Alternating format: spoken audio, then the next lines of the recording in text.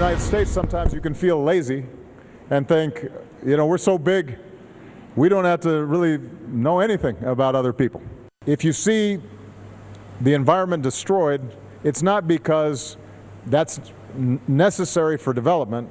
It's usually because we're being lazy and we're not being as creative as we could be. Come on, Mr. President. President Obama calling Americans lazy twice, and he did it during a town hall overseas. But should a U.S. president ever criticize U.S. citizens, especially in a foreign country?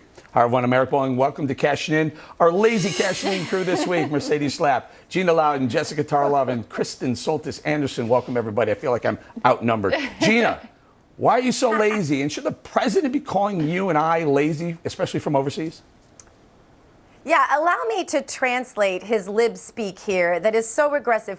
He's really giving a socialist message here. He's trying to say that because America is a free market, if we were more regulated by the government, we'd somehow be cleaner. But the irony here, Eric, and the big fat lie from the left is that the actuality is that we are the freest country in the world, and we happen to be the cleanest country in the world. So he needs to get his facts straight. So, Mercedes, we spend a lot of money. We spend a lot of money making sure our air is clean as can be. Meanwhile, China, Brazil, these countries overpollute. And remember, it's a global, pollution is fungible. So if they're polluting there, we're breathing it here. Who's lazy here? Is it us or is it other countries?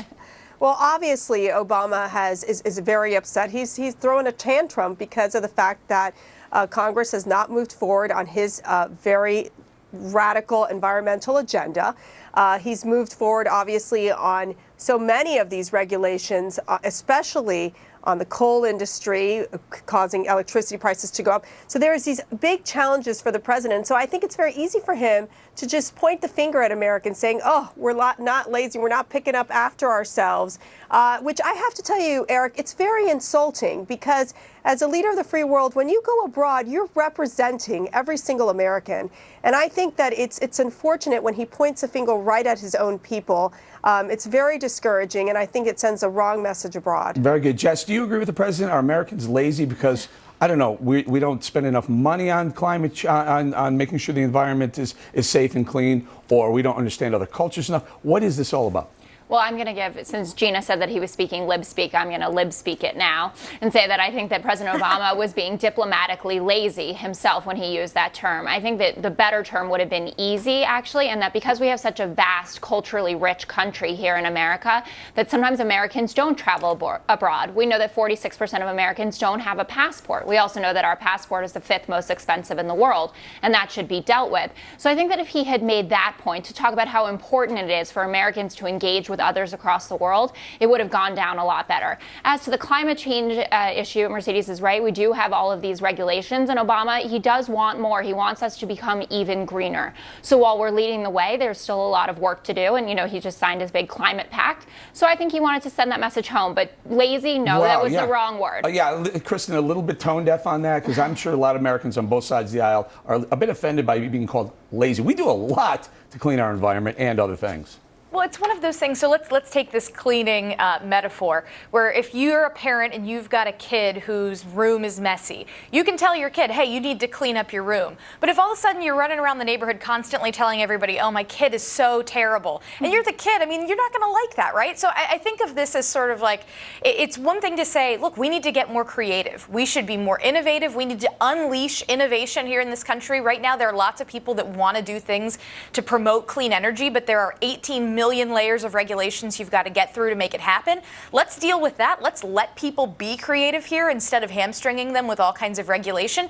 But that doesn't, going overseas and just saying, well, we're just lazy. Lazy is absolutely the wrong word, and it's the wrong venue. It was the wrong word, but there is more nuance to what he was saying. He did use the word creativity actually explicitly to say that he wants us to get more creative about what you're doing. It is to a certain degree to take that extra step to, for instance, recycle. I know that sounds like a reductionist way of looking at this, to compost, to use the right detergents, to live in a place that has solar panels, building windmills. This takes money, creativity, and but vision. A lot of it, so it's not about laziness. It's because that stuff's very expensive. Okay, Kristen, finish the thought, and then I'm going to bring it around.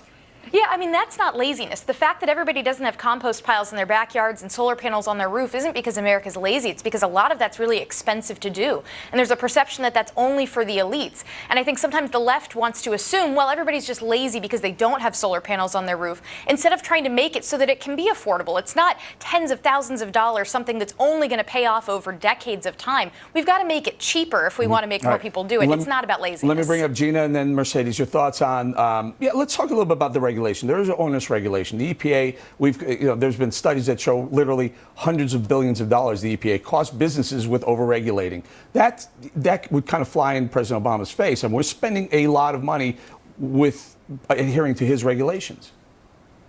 Yeah, and let's not forget, just like everything with this administration, this Obama-Clinton administration, a lot of this is pay to play. A lot of these contracts, these environmental contracts that are supposed to clean up the environment, go to their political friends for political favors. And a lot of these so-called environmentalist policies, like these wind farms and other things, are very lucrative for the people who actually get the contracts. Let's not forget that. But let's also consider the context, Eric. He made this comment in Laos. That is such a slap to everything free and American and the American way. And I think it's just more of what Obama does in the case of leading from behind. All right, Mercy, final thought. I just got to tell you, you know what makes American lazy?